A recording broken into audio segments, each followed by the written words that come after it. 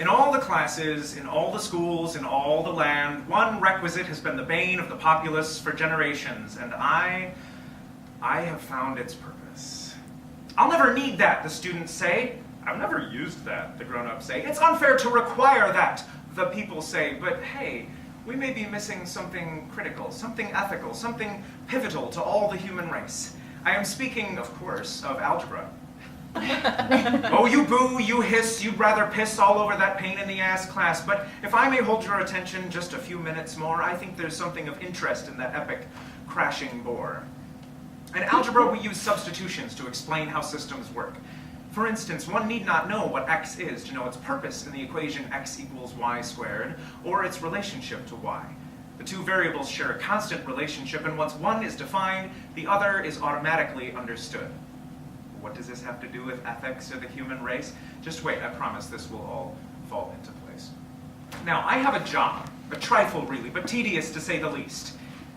I move imaginary money around a board and make things line up to appease an angry horde.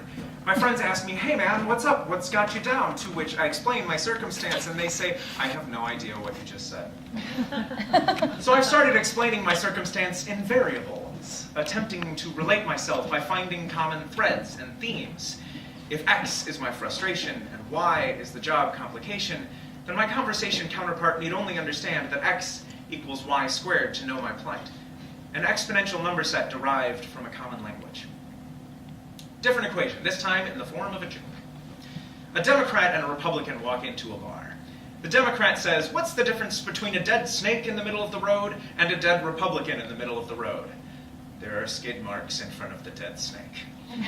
The Republican laughs and says, why did the Democrat cross the road? Because there was a free handout on the other side. A mathematician eavesdropping nearby steps between the red and blue-faced politicians and says, Democrat, you have stated that where the snake is X and the Republican is Y, Y is less than but not equal to X. Republican, you have stated that where the dignity of refusing a handout is X and the Democrat is Y, Y is less than but not equal to X. The both of you, having defined separate terms, have come to the same conclusion using the same number sets. I therefore conclude that you must be friends.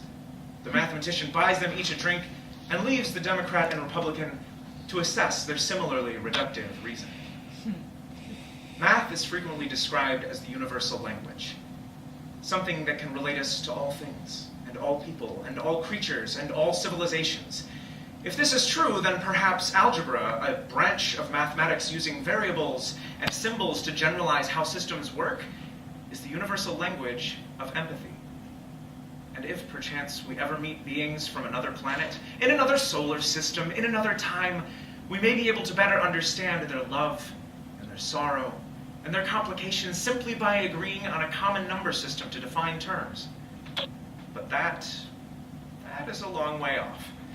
For now, we'll sit behind computers and dashboards, walls and barriers to keep from having to get to know the person next door. But someday, we'll pick ourselves up off the floor, agree that my equation is the same as yours, and that we're all just variables along the same predetermined curve.